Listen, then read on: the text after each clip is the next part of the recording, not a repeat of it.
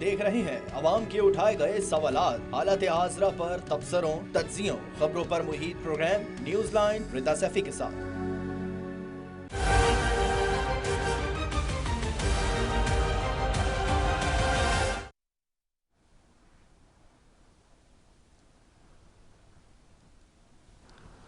अस्सलाम वालेकुम। Programme news line के साथ मैं हूं मुनीबा गुल बाजवा। आज हम प्रोग्राम में गुफ्तगू करेंगे अहम सियासी हलचल पर। ख़ास तौर पे जब हम कल भी बात कर रहे थे तो हम पंजाब की बात कर रहे थे। वज़ीर आला पंजाब के हिसाब से जो हम देख रहे थे कि तहरीक अदम एतमाद आया, फिर सुप्रीम कोर्ट के पास जो है वो फैसले गए, दोबारा री इलेक्शन वोटिंग, ये सिलसिला जारी था। उसके बाद हमने ये देखा कि आज वज़ीर आज़म शहबाज शरीफ ने, कल उन्होंने गुफ्तगू की थी कौमी असम्बली में और आज एक ट्विटर पे एक ट्वीट शेयर किया और उन्होंने कहा कि कौमी असम्बली में जो उनके खिताब का जो मरकज़ और महवर था वो ये था कि जमहूरी निज़ाम को बेहतरीन तरीके से चलाना चाहिए और चलने दिया जाए और उसका मौसर अंदाज में काम करने दिया जाए। वज़ीर आज़म ने मज़ीद कहा कि ये बहुत ज़रूरी है कि रियासत के तमाम इदारे अपने मुतय्यन करदा आइनी हदूद में रहकर काम करें। इसके अलावा एक और बड़ी डेवलपमेंट जो नज़र आ रही है वो ये है कि आज PTM का इजलास भी हुआ और मौलाना फजलुर रहमान की सदारत में हुआ, जिसमें काफ़ी अहम सियासी रहनुमा मौजूद थे। हुकूमती रहनुमाओं की मैं बात कर रही हूँ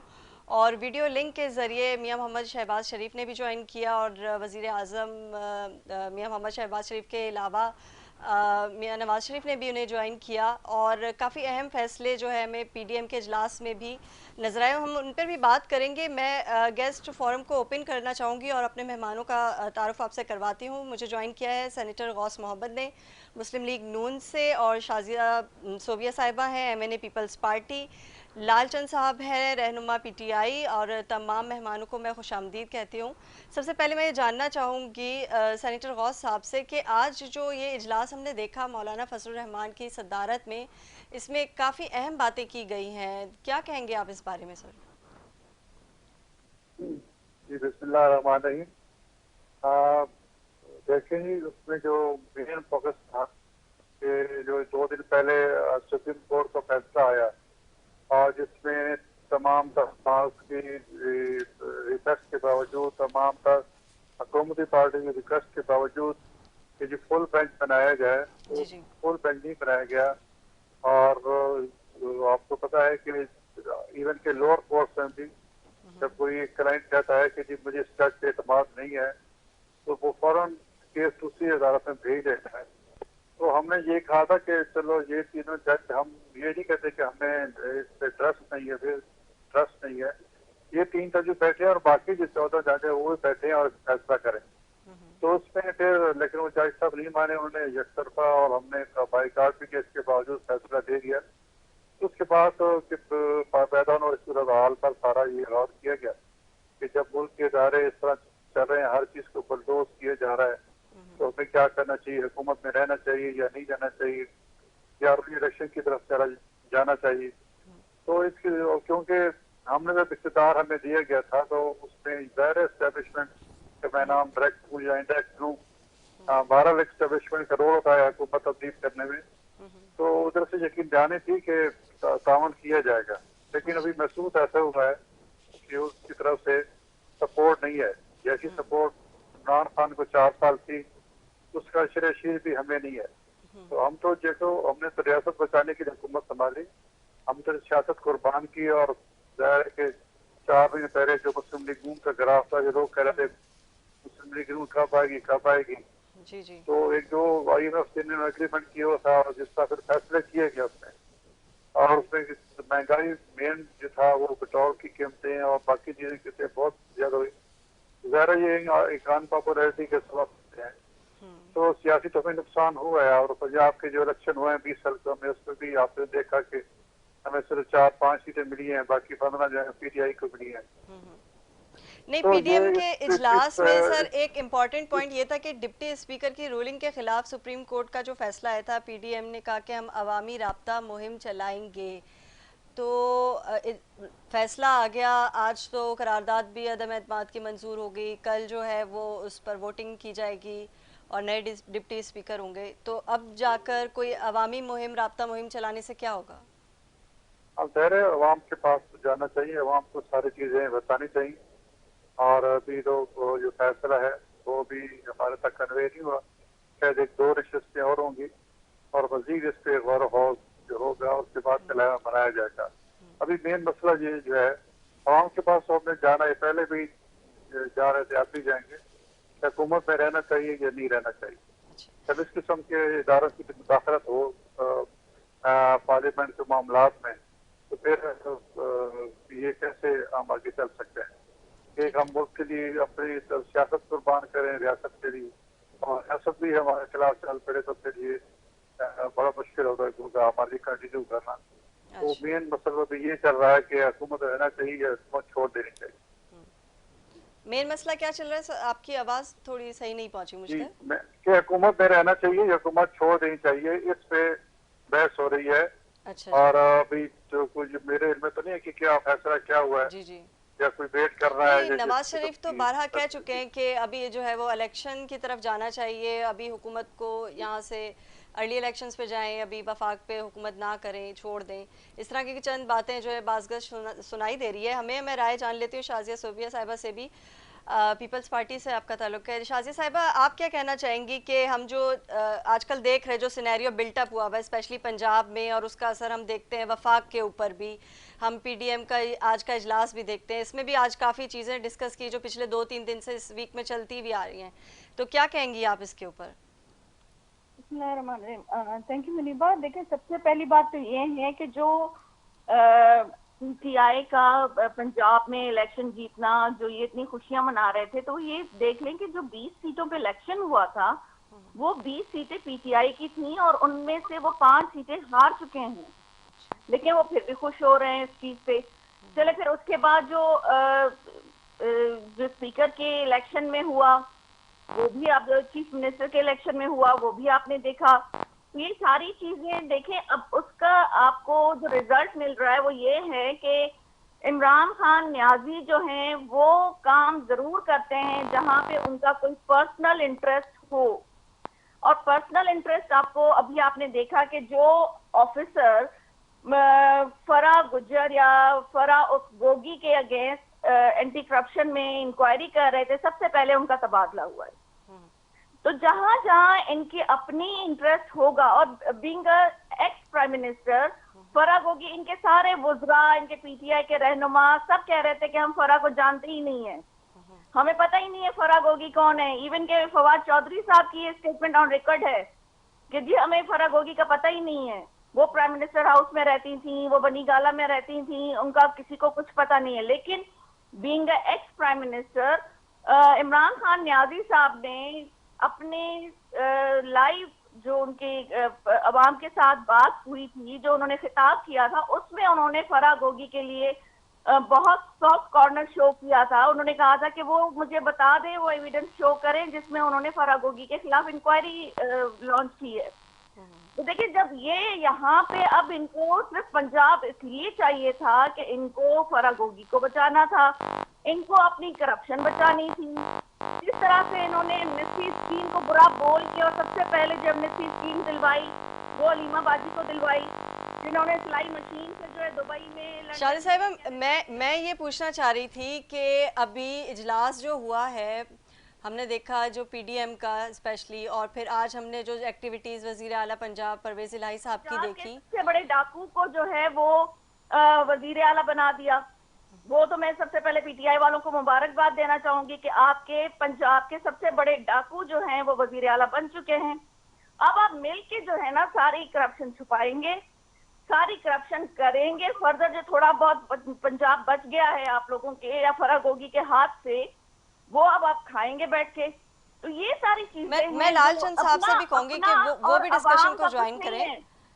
लालचंद साहब, आप बताइएगा कि परवेज इलाही का पंजाब असेंबली में आना है, वजीर आला पंजाब के तौर पर अपनी फराइज सर अंजाम देना, कितना फ्रूटफुल होगा पंजाब के लिए? शुक्रिया मुनीबा। सबसे पहले तो मैं आपकी कौसत से इस हुक्मरान जमात की मैं शदीद मजम्मत करता हूँ कि आज बलूचिस्तान डूब रहा है, कई लोग हलाक हो चुके हैं, हजारों घर पानी में बह चुके हैं, लेकिन ये पीडीएम का इजलास बुलाकर इदारों पे हमले करने के अलावा इनको और कोई काम नहीं है। ये सिर्फ इक़्तिदार से चुपके रहना चाहते हैं, इसके अलावा ये कुछ नहीं चाहते। जहाँ तक जो आपका सवाल पे मैं आता हूँ, लेकिन देखें एक कासिम सूद ने रूलिंग की, उसके जवाब में अदलिया ने एक फैसला दिया। वो फैसला जो है देखो इसका जो पीडीएम है उसके फेवर में था, हमने उसको कबूल किया और वो मनोन कबूल किया और हमने अपनी प्राइम मिनिस्टरशिप छोड़ी और ये जो उनकी साजिश थी एक बैनुल अक़वामी, वो कामयाब हुई। अच्छा। अब उसी जो बेंच था उसके 3 जज साहिबान हैं, उन्होंने अगर एक फैसला दिया है दोस्त मोहम्मद मदारी डिप्टी स्पीकर पंजाब असेंबली की रूलिंग के खिलाफ, तो ये जो लोग हैं मानने के लिए तैयार नहीं है। ये मुतालबा कर रहे थे कि फुल बेंच बने। इनका मकसद था कि किसी न किसी तरह मामला प्रोलॉन्ग हो और ये बेंच उसका फैसला ना करे। ये किसी भी सूरत में इदारों को इज्जत देने के लिए तैयार नहीं है। ये चाहते हैं कि जो इनकी ख्वाहिशात हो वो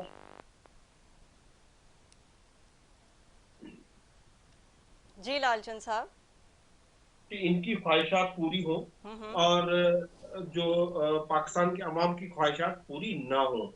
अब अगर पीडीएम के हवाले से जो आप सवाल पूछ रही हैं, तो पीडीएम का आज इजलास हो रहा है। जी जी। पीडीएम का इजलास इस तनाजुर में हो रहा है कि जो सुप्रीम कोर्ट की जजमेंट आई है उसके खिलाफ कैंपेन की जाए। जी जी। ये बहुत ही अफसोसनाक होगा। ये नून लीग का वतीरा रहा है कि जब जब उन्होंने गेम हारा है तो वो इस पोजीशन में आए हैं कि उन्होंने अदलिया को भी नहीं छोड़ा, उस पर नहीं, हमला तो किया माजी है। में भी तो हमने देखा कि पीटीआई को भी कुछ एतराजात थे सुप्रीम कोर्ट के डिसीजन के ऊपर, जब तहरीके अदम एतमाद हो रही थी वजीर आजम इमरान खान के लिए।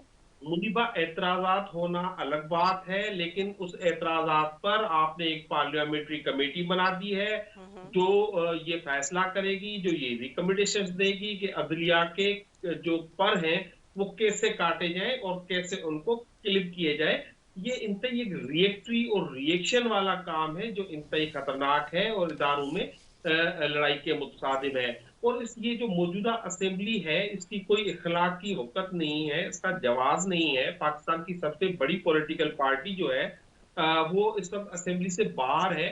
जब तक जनरल इलेक्शंस नहीं होते और एक नया मैंडेट लेके जो भी आए वो नहीं आता, तो उनको इस तरह की चीजें नहीं करनी चाहिए जिसमें इदारों लालचंद को साहब, आपने बड़ी अच्छी कमजोर बात करने। की बिल्कुल शुरू में जब आपने गुफ्तगू का आगाज़ किया। आपने कहा कि जी बलूचिस्तान डूब रहा है और सारी पार्टीज़ अपने इख्तियारात की जंग लड़ रही हैं और हुकूमत की बात कर रही हैं और इजलास बुला रही हैं। लेकिन आज ट्विटर पे भी बात करें तो शेख रजीज साहब का भी एक बयान सामने आया। उन्होंने बड़ा अच्छी बात की थी कि पंजाब का सियासी कूड़ा करकट जो है वो फेंक दिया जाएगा, नैब के मनपसंद तरमीम ख़त्म हो जाएंगी, ओवरसीज़ को वोट का हक मिलेगा, मॉडल टाउन के शहीदों को इंसाफ मिलेगा। तो 4.5 साल में ये सारी चीज़ें क्यों नहीं हुई थी फिर? देखिए, ये उनकी अपनी स्टेटमेंट हो सकती है, लेकिन मैं आपको आवाज आ रही है मेरी? जी जी बिल्कुल आ रही है आपकी आवाज़। ये आपको पीडीएम के हवाले से बताना चाह रहा था। देखिए, पीडीएम में इस वक्त सबसे ज्यादा जो मायूस कर हालात हैं वो नवाज शरीफ के हैं। नवाज शरीफ बेचारे बाहर बैठे हुए हैं, उनका भाई शहबाज शरीफ उनको आने नहीं दे रहा, उनके लिए कुछ कर नहीं रहा है। वो गुज़िश्ता 3-3.5 माह से वो यही कहे जा रहे हैं कि हमें इलेक्शंस में जाइए, लेकिन शहबाज शरीफ उनको मानने से इनकार कर रहा है। और जो उसके बेनिफिशरी हैं, क्योंकि आजकल जो नवाज लीग को लीड कर रहे हैं या नवाज लीग जिसकी स्ट्रिंग्स जो पुल कर रहे हैं वो जरदारी साहब हैं। और क्योंकि सारे निजाम में जरदारी साहब ने सबसे ज्यादा बेनिफिट हासिल किया है, हुकूमत उनके पास थी और उनको वफाक में भी। नहीं, मैं बाकी मेहमानों से मैं इस मुतालिक राय जानूंगी, शाजिया साहिबा से भी, सेनेटर गौस साहब से भी। यहाँ एक ब्रेक का वक्त हो गया, एक छोटी सी ब्रेक लेंगे। ब्रेक से आने के बाद मैं सेनेटर साहब से इस बात का जवाब लूँगी जो आपने कहा है लालचंद साहब कि किस तरीके से नवाज शरीफ की जो हुकूमत है वो नून लीग जो है वो नवाज शरीफ के पास नहीं है और उसके इख्तियारात अभी किसके पास हैं। इस पर हम डिस्कशन करेंगे। यहाँ लेते हैं एक ब्रेक।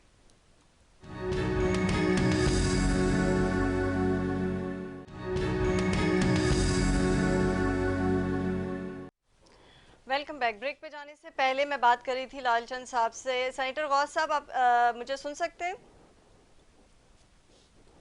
सेनेटर गौस साहब, मैं ये पूछना चाह रही थी, लालचंद साहब ये कह रहे थे कि नवाज शरीफ साहब से नून लीग की क़यादत नहीं संभल रही है, क़यादत किसी और के पास है और फैसले वहाँ से हो रहे हैं। आप क्या कहेंगे इस बारे में?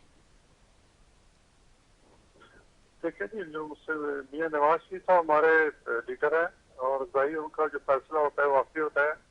हाँ, वो मुशावरा जरूर करते हैं, एक तो उन्होंने पार्टी को चलाना होता है, दूसरी जो पीडीएम में है, पीटीएम के बाकी जमातें हैं, उनकी राय को भी नजर रखना होता है। फिर उनकी मुशावरा से जो काम फाइनल होता है उसी पे अमल दरामद होता है। तो इसलिए ये कहना कि जी नवाज शरीफ के पास इख्तियार नहीं है या फैसले का नहीं है, वो फैसला आखिरी ये नवाज शरीफ साहब का भी होता है। नहीं, लेकिन लालचंद साहब तो ये कह रहे थे कि जरदारी साहब चीजें संभाल रहे हैं पीडीएम में भी, और कोई मुतफिका तौर पे या आजादाना राय का इस्तेमाल करते हुए कोई बाहमी मुशावरत से बात नहीं होती है। बिल्कुल, हमारे को आजादाना राय देता है, राय सबकी लेते हैं, फिर जो मुश्तरकत और फैसला होता है उसी पर अमल दरामद होता है। नहीं, मेरे ख्याल से आपने लालचंद साहब की गुफ्तगू नहीं सुनी। वो ये कह रहे थे कि पीडीएम का अगर इजलास हो रहा है, नून लीग तो नवाज शरीफ साहब से संभल नहीं रही है और जरदारी साहब जो है वो सारी चीजें चला रहे हैं पीडीएम में, उनकी राय ज्यादा इम्पोर्टेंट है, ऐसा है क्या? नहीं, ऐसी बात नहीं है। जरदारी साहब को ऐसी बात नहीं है। इस पार्टी हमारी कौमी असम्बली में हमारी पोजीशन देखें, हमारी सीटें 85, हमारी सीटें उनकी सीटें तो कम है, उसकी हम क्यों बेटे देंगे? हमने तो जो हमें अच्छा लगेगा, चाहे जरदारी साहब वो बात करें, चाहे फजलरहमान साहब करें, हम उससे चलिए मैं शाजिया साहिबा से भी राय ले लेती हूँ। शाजिया साहिबा, आप क्या कहेंगे इस बात पर कि पीडीएम में ज़्यादा जो है वो किस पार्टी को फोकस किया जा रहा है और किसकी राय ज़्यादा ली जा रही है? पीटीआई कहती है कि पीडीएम में जो बनी हुई है, पीडीएम के अंदर जो नून लीग की इतनी ज़्यादा बात नहीं सुनी जा रही जितनी जरदारी साहब की सुनी जा रही है, ऐसा है? पीटीआई का काम है इंतशार फैलाना, इल्जामात लगाना और जो गलत तरीका है वो इस्तेमाल करना, अब्यूजिव लैंग्वेज यूज करना और अपने इदारों को गद्दार के सर्टिफिकेट बांटना और उनके जो हमारे इदारों के हेड होते हैं उनको गालियां देना, ये सब है। जब तक अगर सुप्रीम कोर्ट की तरफ से जो फैसले आते हैं उनके अगेंस्ट आते हैं तो सुप्रीम कोर्ट गलत होती है, सारे जजेस गलत होते हैं। पिछली दफा आपने देखा होगा कि जब कासिम सूरी या असद कैसर के अगेंस्ट फैसला आया था तो यही सुप्रीम कोर्ट थी, और सोशल मीडिया भरी हुई है अभी भी रिकॉर्ड में कि उनके क्या क्या कमेंट थे। तो ये इनके वतीरा बना हुआ है कि ये हमेशा अवाम को डाइवर्ट रखते हैं, ये अपने ऊपर किसी को उंगली उठाने नहीं देते। इनसे जरा ये पूछें कि आपके फॉरेन फंडिंग का केस 8 साल तक आपने स्टे क्यों लिया, और अभी भी अगर फैसला महफूज हुआ है तो वो आप लोग अनाउंस होने क्यों नहीं दे रहे? आपको क्यों ये टेंशन हो रही है कि आपके फैसले के साथ साथ पाकिस्तान पीपल्स पार्टी का फॉरेन फंडिंग केस भी, उसकी भी हियरिंग हो, उसका भी फैसला सुनाया जा सके, नून लीग का भी अगर फॉरेन फंडिंग केस है तो उसकी भी हियरिंग हो, उसका भी फैसला सुनाया जा सके? भाई आपका केस 8 साल स्टे पे रहा तो हमारा भी केस 8 साल तक इंशाल्लाह केस की हियरिंग भी हो जाएगी, रिजल्ट भी आ जाएगा। पहले जो आपका फैसला महफूज है उसको आने दें तो लग पता जाएगा कि कौन पाकिस्तान के साथ कितना हमदर्द है और कौन गद्दार है। हमें आपके गद्दारी के सर्टिफिकेट नहीं चाहिए। हम मुहिब वतन पाकिस्तानी हैं, हमारा जीना मरना पाकिस्तान में, हमारे बच्चे बाहर यहूदियों के घरों में नहीं पल रहे हैं जिस तरह से आपके बच्चे पल रहे हैं। और ये सबसे बड़ी बात है कि आप दूसरों के ऊपर इल्जामात लगाते हैं, सबसे पहले अपनी फैमिली को तो ऑन कर लें। नहीं तो ये कब तक लगता है कि ये जंग चलती रहेगी? ये जो सियासी जमातों के बयानियां आ रहे हैं और उसके बाद एक बयान के ऊपर दूसरा बयान आता है, उसके खिलाफ फिर दूसरी पार्टी का बयान आता है, तो इसमें तो सबसे ज्यादा इदारों को ही रगड़ा जा रहा है। इस वक्त इदारों के खिलाफ बात की जा रही है, चाहे वो पीटीआई कर रही हो, चाहे वो पीडीएम में से आ रही हो आवाज, नून लीग से आ रही हो या कहीं किसी और जमात की तरफ से आ रही हो। इदारों को अगर निशाना बनाया जाएगा तो इदारे काम कैसे करेंगे? वजीर आजम भी तो ट्वीट में यही बोल रहे थे। अगर आप मेरी बात सुन लें, जी जी मैं बिल्कुल। ये कहना चाहूंगी कि देखें जी, जब हम लोग अपोजिशन में थे तो भी आपको याद होना चाहिए या आपके रिकॉर्ड में होगा कि आसिफ अली जरदारी साहब ने कहा था कि हम लोग नेशनल कॉज पे हम सिर्फ पाकिस्तानी बन के आपके साथ खड़े रहेंगे। जिस तरह से अभिनंदन को आपने घर भिजवाया, हमने कुछ नहीं कहा, बिंगा पाकिस्तानी हम आपके साथ खड़े हुए थे क्योंकि उस वक्त पाकिस्तान की बात थी, हम आपके साथ खड़े हुए थे। उसके बाद आपने कलभूषण को जिस तरह से लीगल एड दिलवाई, उसमें भी हमने आपको ऑब्जेक्शन किया, लेकिन फिर भी हमने बीइंग अ पाकिस्तानी हमने आपको ज्यादा उस पर नहीं किया। आपने उसामा बिन लादेन को शहीद बोल दिया, वो भी आपको पता होना चाहिए। तो ये चीजें हमने तब भी ये कहा था कि पाकिस्तान के लिए चार्टर्ड ऑफ इकोनॉमी हमने ही ऑफर किया था। बीइंग अपोजिशन मेंबर हमने ऑफर किया था कि चार्टर्ड ऑफ इकोनॉमी साइन करें, बैठ के सारी चीजों को देखें, लेकिन वो चोर डाकू के नारों से निकलने के लिए राजी नहीं थे। वही चीज वो अभी बाहर निकल के कर रहे हैं, जो सबको ये इंप्रेशन दे रहे हैं जी कि मैं सिर्फ डायरी लेके निकला था प्राइम मिनिस्टर हाउस से, तो जी सारी एसेट्स तो आपकी फराग होगी ने संभाली हुई थी, तो आपके पास तो सिर्फ डायरी रहनी थी ना। अच्छा, मेरा तीनों मेहमानों से एक मुख्तसरन सा सवाल ये है कि कितना है, शाजी साहिबा थोड़ा सा वो हिसाब किताब लेके आप निकले थे। शादी साहिबा, अगर आपकी बात खत्म हो गई हो तो मैं आप तीनों मेहमानों से एक सवाल ये करना चाहती हूँ, क्या आप तीनों जमातों को एज ए रहनुमा आप लोगों को लगता है कि पाकिस्तान में इस वक्त सियासी बहरान है और शदीद बहरान है कि नहीं? लगता है आप लोगों को? देखिए मुनीबा, हम तो पहले बीइंग अपोजिशन भी साथ बैठना चाह रहे थे, लेकिन ये चीज, ये क्वालिटी जो होती है ना, लीडरशिप क्वालिटी, ये गवर्नमेंट में होती है कि वो आगे बढ़ के बैठना चाहे। चले आपकी तरफ से, पीपल्स पार्टी की तरफ से आगे जवाब। सेनेटर गौस साहब, आप बताएं, आपको लगता है मुल्क में एक्सट्रीम किस्म का इस वक्त सियासी बहरान है कि नहीं? देखिए, हम तो मानते हैं कि ये चीजें नहीं होनी चाहिए। जी शाजी साहिबा, मैंने आपकी राय ले ली। मैं सेनेटर गौस साहब की तरफ जा रही थी। मैं सेनेटर साहब आपकी राय लेना चाहूंगी। आपको लगता है मुल्क में आज सियासी बहरान है? बिल्कुल सियासी बहरान है, और इसमें अगर इदारे जो है वो इंटरवीन ना करें तो मेरे ख्याल में सियासी बहरान खत्म हो जाएगा। जब दूसरे इदारे इसमें आ जाते हैं, सेनेटर साहब मेरे साथ लाइन पे रहे, मैं जरा लालचंद साहब से पूछूं। लालचंद साहब, आप मुझे बताएं, मुल्क में सियासी बहरान है इस वक्त? मुनीबा, सियासी बहरान नहीं है, ये शदीद मुल्क का तारीखी तरीन बहरान है। मानते हैं आप तीनों रहनुमा मानते हैं कि सियासी बहरान है? अब ठीक है, मैं बस एक छोटा सा सवाल ये पूछा था जिसका हाँ ना में आपने मुझे ये जवाब दिया कि सियासी बहरान है, आप सब मानते हैं। अगर सियासी बहरान है तो बीच में आप लोग बैठ कर टेबल टॉक, एक जो मैनरफुल तरीका है, पढ़े लिखे लोगों का तरीका है, क्योंकि आप लोग तो सियासतदान है ना, आप लेजिस्लेटर्स हैं, हमारे नुमाइंदगान हैं, इस अवाम के नुमाइंदगान हैं, आपको वोट दिए जाते हैं, तभी आप सेनेट में, आप कौमी असम्बली में, मुख्तलिफ असम्बलीज में आकर रिप्रेजेंट करते हैं। तो क्या ब्लेम गेम खेलने के बजाय आप लोग टेबल टॉक पर आकर कोई हल नहीं निकाल सकते सियासी बहरान का? रेदर देन हम लोग यहाँ बैठकर मीडिया में डिस्कशंस करते रहें, आप इसके खिलाफ जो है वो कोई बात करें, आप पीपल्स पार्टी जो है वो पीटीआई को कुछ कहे, पीटीआई नवाज लीग को कुछ कहे, कोई एक रीजनेबल जब नजर आ रहा है बहरान है तो बातचीत क्यों नहीं हो रही? मुनीबा, मैं इस पे कहना चाहूंगा, देखें, इस मुल्क में एक आईनी और जमहूरी हुकूमत ही इस मुल्क को आगे ले जा सकती है। और आपने देखा कि अवाम का जो रुख है इस तरफ, जो अवाम की डायरेक्शन है, वो पंजाब के बाय इलेक्शंस में वो आपके सामने आ गई है।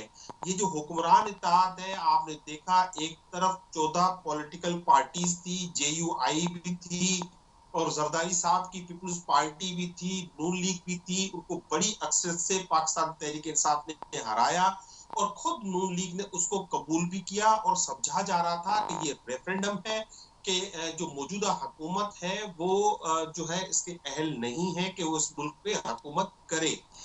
लालचंद साहब, आप बिल्कुल ठीक कह रहे हैं। मैंने आपसे ये, आप तीनों रहनुमाओं से ये सवाल पूछा है, अगर सियासी बहरान है तो उसका बातचीत से हल निकल सकता है। लेकिन आपने देखा कि उन्होंने पावर से, इक़्तिदार से चिमटने की कोशिश की है। वो 14 पॉलिटिकल पार्टीज है, कोई फैसला नहीं कर पाती। और मैंने आपने कहा ना हालात कैसे हैं, तो हालात खराब नहीं है, बहुत खराब है। मैंने कम से कम अपनी लाइफ में इतने खराब हालात नहीं देखे। तो हल तो निकलना चाहिए ना, इस पे आप इत्तेफाक करेंगे? लालचंद साहब, आप इस पे मुत्तफिक होंगे? करीब हो और बातें ये चल रही हो कि मुल्क डिफॉल्ट कर भी गया है, तो ये इंतहाई खतरनाक है। बातचीत हो सकती है, बातचीत होना भी चाहिए, लेकिन इस चीज पे नहीं हो सकती कि ये पंजाब में इलेक्शन हारे तब भी कहें कि हम इक़्तिदार नहीं छोड़ेंगे, ये पंजाब में अपना बाई इलेक्शन हारे तब भी कई इक़्तिदार नहीं छोड़ेंगे। इनको एक इलेक्शन की डेट देना चाहिए। पाकिस्तान तहरीक इंसाफ के जिम्मेवार इनके साथ बैठ के एक नए इलेक्शन कमीशन, एक नए केयर टेकर सेटअप और इकोनॉमी पे बात करने के लिए तैयार है। ठीक है, आप लोग तैयार हैं ना बैठ के बात करने के लिए? पीटीआई तैयार है? बिल्कुल, ये डेट दे दे, अच्छा, इलेक्शन की डेट दे दे, बाकी इनके मेहमान साथ बैठने के लिए तैयार है। सेनेटर वाज साहब, पीटीआई तैयार है बात करने के लिए सियासी बहरान से मुल्क को निकालने के लिए, तो क्या कहेंगे आप? बातचीत होनी चाहिए, टेबल टॉक, कोई हल निकलना चाहिए कि नहीं? ये छोटे लेवल में बात करें, खान साहब तैयार नहीं, कभी भी बैठने को तैयार नहीं है। कल भी उन्होंने स्टेटमेंट दी है कि मैं बिल्कुल इनके साथ नहीं बैठूंगा। असद उमर ने स्टेटमेंट दी है कि जी मैं बैठूंगा, लेकिन खान साहब कभी नहीं बैठेंगे। उनका एक वकील है, वो समझते हैं कि मेरी अगर मैं बैठ गया तो मेरी सियासत खत्म हो जाएगी, तो उसमें कोई उम्मीद नहीं है इनसे कि बैठ के कोई हल निकालने की। औपचारिक तौर पर जो है जो सजेगा डेमोक्रेसी के लिए वो करते रहेंगे और उसके बाद सिस्टम को निजाम को आगे लेके चलेंगे। जी शाजी साहब, आप क्या कहेंगे बैठने के लिए? अब बैठने के लिए तैयार है पीटीआई? इससे पहले ये हुआ है जी जी कि हमेशा ये लोग पहले इनके जो वज़राए हमारे से बात करके तय कर जाते थे और बाद में जो इमरान खान थे वो कहते थे कि नहीं मेरे से इत्तेफाक नहीं है। अच्छा, तो इसलिए फायदा नहीं इससे बात करने का। अच्छा, शाजी साहब आप क्या कहेंगी इस पर? देखिए मुनीबा, मैं तो ये समझती हूँ कि ये माली साहब की स्टेटमेंट तो जरूर हो सकती है, लेकिन इमरान खान नियाजी की स्टेटमेंट नहीं हो सकती, क्योंकि वो यूटर्न खान है। उनका काम है सिर्फ फितना फैलाना और इल्जामात लगाना। हमने जब बीइंग अपोजिशन ऑफर की थी कि बैठे हैं, हालात सही नहीं है, नेशनल एक्शन प्लान पे काम करना चाहिए, ये बार बार चेयरमैन बिलावल भुट्टो जरदारी साहब ने कहा था, लेकिन इनके हालात नहीं थे बैठने वाले। हम अब भी चाहेंगे कि पाकिस्तान के हक में जो भी चीज हो, पाकिस्तान के हक में बेहतर हो। हम पाकिस्तान है तो हम सब हैं और हम सबकी सियासत है, लेकिन अगर पाकिस्तान नहीं है तो फिर कोई भी नहीं है। तो हम नहीं चाहेंगे कि हम अपने मुल्क को किसी और के हाथों में दें। और जिस तरह से ये लोग इंतशार फैला रहे हैं और अवाम को गुमराह कर रहे हैं, ये नहीं होना चाहिए। और इनकी जबान की और बदतमीजी की गारंटी कौन देगा कि जब ये टेबल पे डायलॉग के लिए आएंगे तो ये बदतमीजी नहीं करेंगे और यू टर्न नहीं लेंगे। लालचंद साहब आप क्या कहेंगे? आपने दोनों रहनुमाओं का मौक़िफ़ सुना, वो कहते हैं कि जी इमरान खान साहब जो है मुश्किल है कि टेबल टॉक पर आएँ। आप इस बात का एतराफ़ करते हैं कि मुल्क में शदीद सियासी बहरान है, अगर बातचीत से मुफाहमत से मसला हल हो जाए तो काफ़ी बेहतर होगा पाकिस्तान के लिए। पाकिस्तान के लिए इमरान खान साहब क्या बाकी रहनुमाओं से बात करना पसंद करेंगे? मुनीबा, एक तो मुझे बिल्कुल आपकी आवाज बहुत धीमी आ रही है। मैं ये पूछ रही हूँ कि बाकी मेहमानों ने जो मैं समझा हूँ तो मैंने आपको गुजारिश सर मैं रिपीट कर देती हूँ, कोई इशू नहीं है। तमाम खराब है, सिर्फ सियासी जमातों को नहीं, सब इदारों को उस पे अपना अपना रोल प्ले करना होगा। जी जी। और जो हमने माजी में गलतियां की हैं, जिस तरह एक साजिश के तहत एक इम्पोर्टेड गवर्नमेंट जो है हम पे नाफिज कर दी गई है, इसका इदराक करना होगा, इसको ठीक करना होगा। पॉलिटिकल मामलात में इदारों की जिस तरह से आपने देखा कि रही है इंटरवेंशन, वो नहीं होना चाहिए। और अगर ये सियासी जमायतें समझती हैं कि पाकिस्तान को आगे ले जाना चाहिए थे, कि इस वक्त ये मौजूदा जो हुकूमत है इसकी 60% कैबिनेट जो है उस पर चोरी का इल्जाम है। इन्होंने ये अगर हुकूमत में आए तो इन्होंने किया क्या? इन्होंने आके नए कानून को तब्दील किया, खुद को 1100 अरब रुपए का NRO 2 दे दिया। तो ये खान साहब ने कल भी कहा है कि सबसे बात हो सकती है लेकिन चोरों से नहीं हो सकती। लेकिन Pakistan Tehreek Insaf for the betterment of Pakistan तैयार है कि बातचीत करे, लेकिन ये मौजूदा हुकूमत इलेक्शन की डेट दे, अक्टूबर में ये इलेक्शन कराने के लिए राजी हो जाए, उसके बाद ये बैठ जाए। और मैंने पहले भी कहा, देखे ये इन्होंने शाजिया साहिबा ने एक बात की फॉरेन फंडिंग केस की। बेसिकली कोई फॉरेन फंडिंग केस नहीं है, ये प्रोहिबिटेड फंडिंग का एक केस है, जिसमें भी कोई 35 करोड़ का मामला है, ज्यादा से ज्यादा फॉरफीचर उसमें हो सकता है।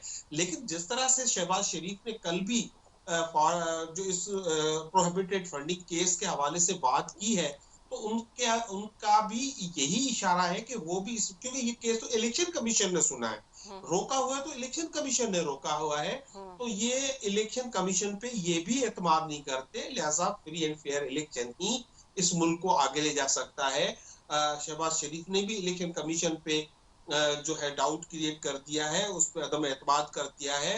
अभी शाजिया बहन ने भी उन पे अदम एतमाद किया है कि वो ऐलान नहीं कर रहे और वो पार्शल है, तो हम भी यही कह रहे हैं वो पार्शल है। तो एक free, fair and transparent election commission के नीचे इलेक्शन हो जाए तो वो उस मुल्क को आगे ले जाया सकता है। अच्छा, शाजिया साहिबा भी यही कह रही हैं, यानी पीपल्स पार्टी का मौकफ भी यही है, पीटीआई का मौकफ भी यही है कि जी इलेक्शन की एक डेट आ जाए और उस पर इलेक्शन हो जाए। सेनेटर गौस साहब, आप क्या कहते हैं, इलेक्शन की कोई डेट आ जाए, उस पर अगर इलेक्शन हो जाए तो ये मुल्क की सूरत हाल कुछ बेहतर हो सकती है?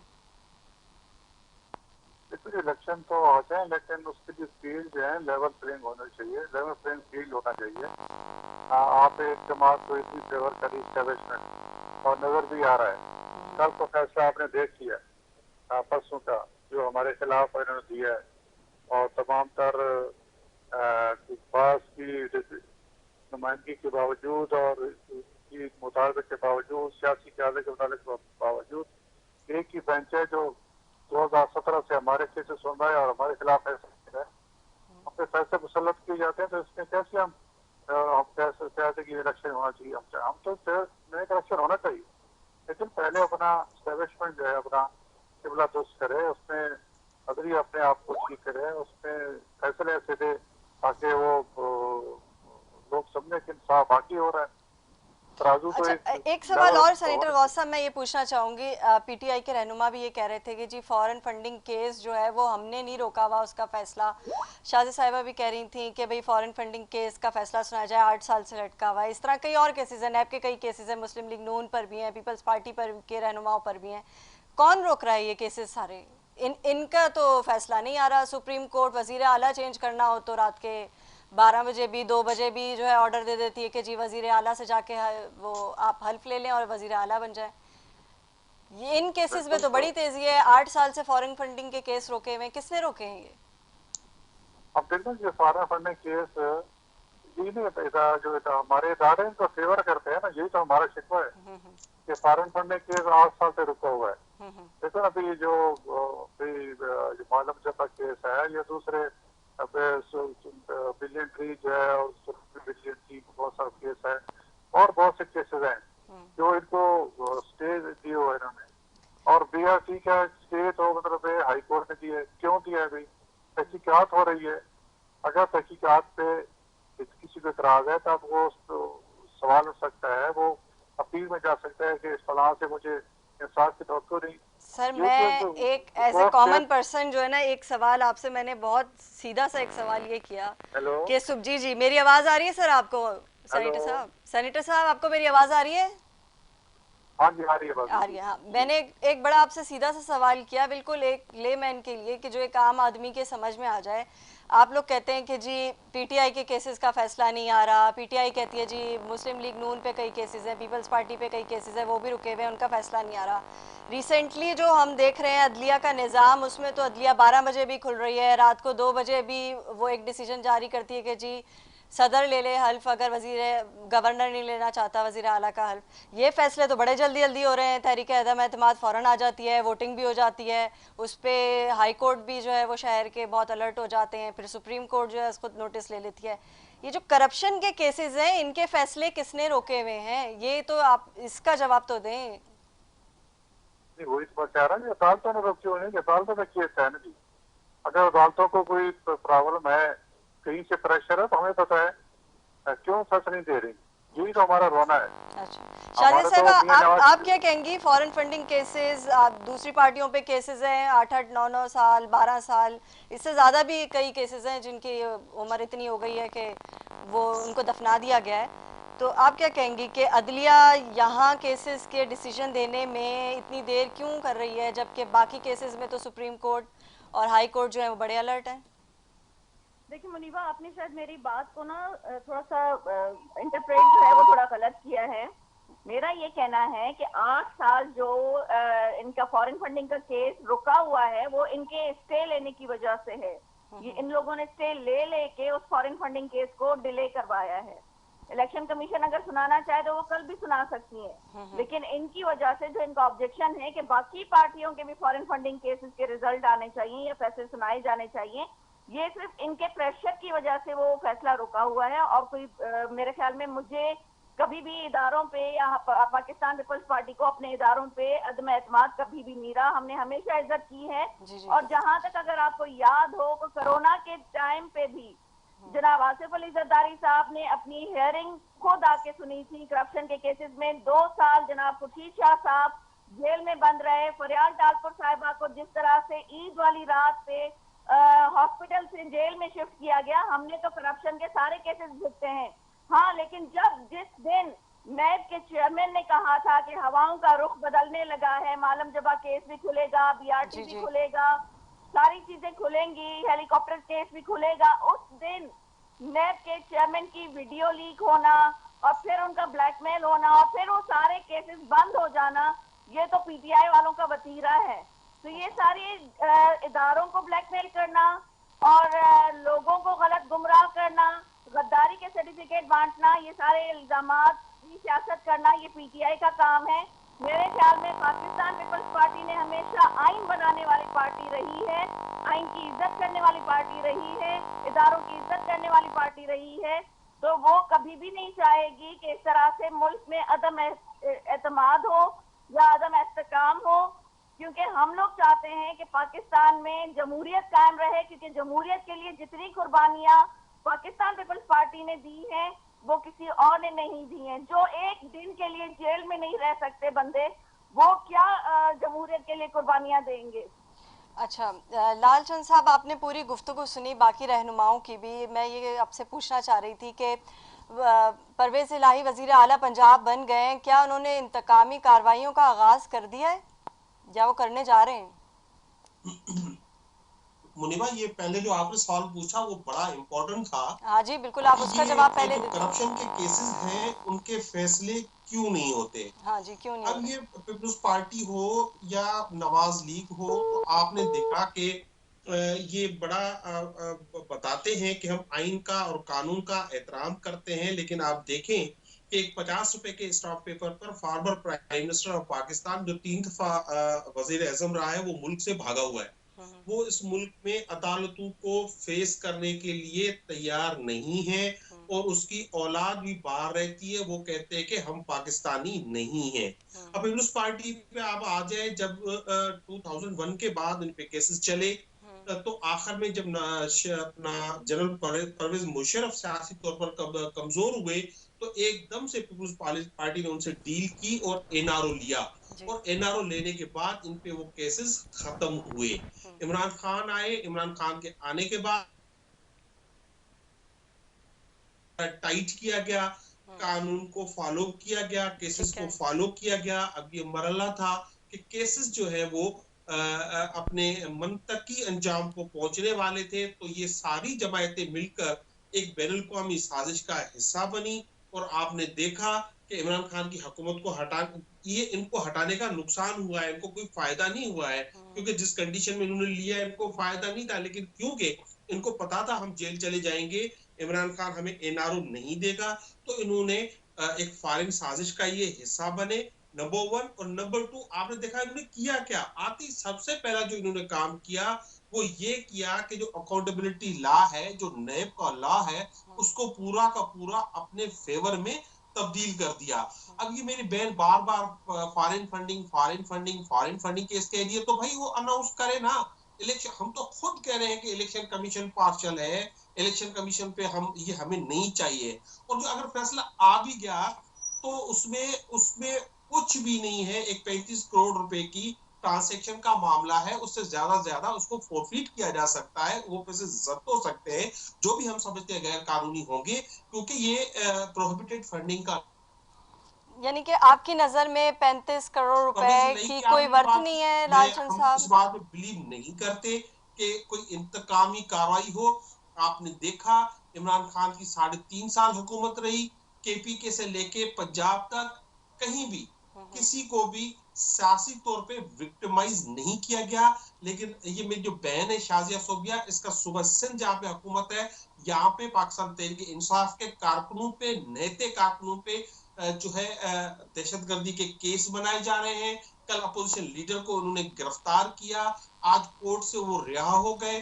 तो इन्होंने पाकिस्तान तहरीक इंसाफ के कारकुनों के लिए जो है जमीन तंग की हुई है। ये इंतकामी सियासत में यकीन रखते हैं। पाकिस्तान तहरीक इंसाफ इंतकामी सियासत में यकीन नहीं रखती। लेकिन आज की जो खबर थी कि वज़ीर आला परवेज़ इलाही साहब ने फराग होगी केस पर जो काम कर रहे थे अफसरान, उनको हटा दिया, वो किससे मुताल्लिक है? फिर वो इंतकामी कार्रवाई नहीं है? मुझे आपकी आवाज नहीं आ रही, लेकिन आप जो कंटेस्ट में कह रही हैं वो ये हुआ है कि आपको पता है कि 25 मई को जो राना सलाह ने दादागिरी की थी और जिनके कंधे पे की थी वो भी सबको पता है। औरतों पे, बच्चों पे आंसू गैस फेंका गया, उन पे लाठी चार्ज किया गया, उन पे रबर बुलेट्स चलाई गई और जो पाकिस्तान की आवाम का एक बुनियादी हक था पीसफुल प्रोटेस्ट का, वो छीन लिया गया था। उन्होंने गुंडागर्दी की, दादागिरी की और झूठे केसेस बनाए थे। उसके हवाले से हमारी पहले से एक कमेटी बनी हुई है कि वो सारे केसेस विथड्रॉ होंगे जो नहते शहरियों पे किए गए। मैंने मुझ पे एक दहशतगर्दी का केस उन्होंने 25 मई को किया। क्या मैं आपको दहशतगर्द लगता हूँ? या जो हजारों अच्छा, वक्त बिल्कुल मेरे पास मुख्तसर है। मैं शाजिया साहिबा से एक आखिरी कमेंट ले लूं। लालचंद साहब, मैं एक आखिरी कमेंट लेना चाहूंगी शाजिया साहिबा से। शाजिया साहिबा, आपको मेरी आवाज आ रही है? जी जी। क्या देख रही हैं आने वाले दिनों में क्या होने जा रहा है? ये सियासी बहरान और बढ़ेगा, कोई हल निकल सकता है, या ब्लेम गेम ऐसे ही चलता रहेगा? देखिए मुनीबा, पाकिस्तान पीपल्स पार्टी हो या कोलिशन गवर्नमेंट हो जिसका हम हिस्सा हैं, हमने हमेशा पहले भी पाकिस्तान की बात की है, उसके बाद दूसरी कोई बात की है। जी। अभी भी हमने यही कहा है कि हर इदारा जो है अपने आईनी हदूद में रह के काम करे। और अगर इमरान खान न्याजी जो कहते हैं कि मैं चोरों के साथ नहीं बैठूंगा लेकिन डाकू को वजीर आला जरूर बनाऊंगा ताकि वो उनको फेवर दे सके, तो अगर वो बैठना चाहें तो हमने कभी भी डायलॉग के रास्ते बंद नहीं किए हैं। हमने डायलॉग कभी भी वो मना नहीं किया है। पाकिस्तान के लिए हमें अगर इस फितना खान और इल्जामात की सियासत करने वाले इमरान खान के साथ बैठना पड़ा तो पाकिस्तान के लिए हम ये बैठेंगे, पाकिस्तान के लिए आप लोग बैठेंगे। बहुत शुक्रिया आपका शाजिया साहिबा कि आपने अपनी कीमती वक्त मुझे दिया। आप तीनों मेहमानों का शुक्रिया। ये आपने बड़े अच्छा एक जवाब दिया कि अगर मुल्क के लिए बैठना पड़ेगा तो शायद ये तीनों जमातें बैठकर कोई बाहमी मुशावरत से कोई फ़ैसला कर सकें जिससे पाकिस्तान की जो मईशत डूब रही है और जो पाकिस्तान का सियासी बहरान है उससे हम बाहर आ सकें। इसके साथ मुनीबा गुल और न्यूज़ लाइन की टीम को दीजिएगा इजाज़त। अल्लाह हाफ़िज़।